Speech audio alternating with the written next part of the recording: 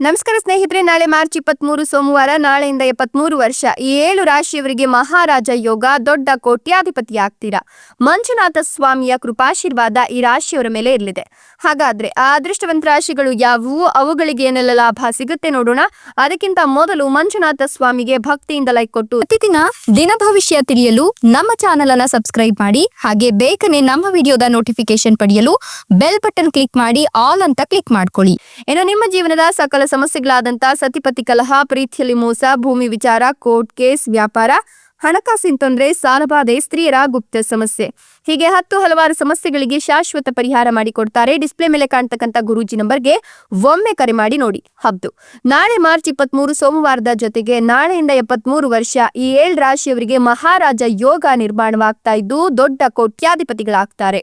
ಮಂಜುನಾಥ ಸ್ವಾಮಿಯ ಕೃಪಾಶೀರ್ವಾದ ಇರೋದ್ರಿಂದ ಈ ರಾಶಿಯವರ ಜೀವನದಲ್ಲಿ ನೆಮ್ಮದಿ ಅಂತ ಹೇಳಬಹುದು. ಹೊಸದಾಗಿ ಈ ರಾಶಿಯವರು ಕೆಲಸ ಕಾರ್ಯಗಳಿಗೆ ಕೈ ಹಾಕಬೇಕು ಅನ್ಕೊಂಡಿದ್ರು ಕೂಡ ಈ ಸಂದರ್ಭದಲ್ಲಿ ಆ ಕೆಲಸ ಕಾರ್ಯಗಳು ಬಹಳಷ್ಟು ಶುಭ ಯೋಗಗಳನ್ನ ನಿರ್ಮಾಣ ಮಾಡುವಂತೆ ಮಾಡುತ್ತೆ. ಸಕಾರಾತ್ಮಕ ಫಲಿತಾಂಶಗಳನ್ನ ಪಡಿತಾರೆ. ಕೆಲಸದ ಸ್ಥಳದಲ್ಲಿ ಉತ್ತಮ ವಾತಾವರಣವನ್ನ ನೋಡ್ತೀರಾ. ಕೆಲವು ಹೊಸ ಜವಾಬ್ದಾರಿಗಳು ದೊರಕುವ ಯೋಗ ಕೂಡ ಇದ್ದು ನಿಮ್ಮೆಲ್ಲ ಕೆಲಸಗಳನ್ನ ಪೂರ್ಣಗೊಳಿಸಲು ಸಾಧ್ಯವಾಗುತ್ತೆ. ವ್ಯಾಪಾರ ವ್ಯವಹಾರವನ್ನ ಮಾಡ್ತಕ್ಕಂಥ ಈ ರಾಶಿಯ ಜನರು ಹಳೆಯ ಪರಿಚಿತರಿಂದ ಲಾಭ ಪಡೆಯೋದ್ರ ಜೊತೆಗೆ ಹೊಸ ಸ್ನೇಹಿತರನ್ನ ಪಡೆಯಲು ಉತ್ತಮ ಅವಕಾಶಗಳು ದೊರಕ್ತಾ ಹೋಗುತ್ತೆ.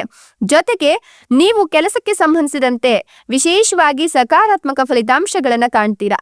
ನಿಮ್ಮ ಸಂಗಾತಿಯ ಸಂಪೂರ್ಣ ಬೆಂಬಲ ಪ್ರತಿಯೊಂದು ಹೆಜ್ಜೆಯಲ್ಲೂ ಕೂಡ ಸಿಗೋದ್ರಿಂದ ನೀವು ಸಾಕಷ್ಟು ಮಾನಸಿಕ ನೆಮ್ಮದಿಯನ್ನ ಕಾಣ್ತೀರಾ. ಜೊತೆಗೆ ನಿಮ್ಮ ಮನೆಯಲ್ಲಿ ಸಂತೋಷದ ವಾತಾವರಣ ಕೂಡ ಸೃಷ್ಟಿಯಾಗುವ ಸಂಭವ ಗೋಚರವಾಗ್ತಿದೆ. ನಿಮ್ಮ ಕಠಿಣ ಪರಿಶ್ರಮಕ್ಕೆ ಉತ್ತಮ ಫಲಗಳನ್ನು ಸಹ ಪಡೆದುಕೊಳ್ತೀರಾ. ನೀವು ಪ್ರಯಾಣಿಸುವಾಗ ಉತ್ತಮ ಅವಕಾಶಗಳು ಸಿಗ್ತಾ ಹೋಗುತ್ತೆ. ಹೊಸ ವಿಚಾರಗಳನ್ನ ಕಲಿಯುವ ಸಾಧ್ಯತೆಗಳು ಇದ್ದು ಈ ಒಂದು ಸಂದರ್ಭದಲ್ಲಿ ನೀವು ಉತ್ತಮ ನಿರ್ಧಾರವನ್ನ ತೆಗೆದುಕೊಳ್ಳಲು ಸಾಧ್ಯವಾಗುತ್ತೆ.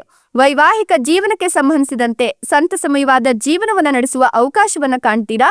ಶುಭ ಯೋಗಗಳ ಪ್ರಭಾವದಿಂದಾಗಿ ವಿವಾಹಕ್ಕಾಗಿ ಉತ್ತಮ ಪ್ರಸ್ತಾಪಗಳು ದೊರಕುವ ಸಾಧ್ಯತೆ ಕೂಡ ಇದೆ. ಇನ್ನು ಅದ್ಭುತವಾದ ಅವಕಾಶಗಳನ್ನ ಕೆಲಸದಲ್ಲಿ ಕಂಡುಕೊಳ್ತೀರಾ. ಜೊತೆಗೆ ಹೊಸ ಕೆಲಸಗಳನ್ನ ಈ ಸಂದರ್ಭದಲ್ಲಿ ಬಹಳಷ್ಟು ಉತ್ಸುಕರಾಗಿ ಮಾಡ್ತೀರಾ. ನೀವು ಯಾವುದೇ ನಿರ್ಧಾರವನ್ನ ತೆಗೆದುಕೊಂಡ್ರು ಬಹಳ ಸಂಯಮದಿಂದ ತೆಗೆದುಕೊಳ್ಳೋದ್ರಿಂದ ದೀರ್ಘಕಾಲೀನ ಲಾಭ ದೊರಕುತ್ತೆ. ಅಲ್ಪ ಮತ್ತು ದೀರ್ಘ ದೂರದ ಪ್ರಯಾಣದ ಸಂಭವ ಇರೋದ್ರಿಂದ ಯಾವುದಾದ್ರೂ ಹೊಸ ಸ್ನೇಹಿತರನ್ನ ಭೇಟಿಯಾಗಲು ಸಾಧ್ಯವಾಗುತ್ತೆ.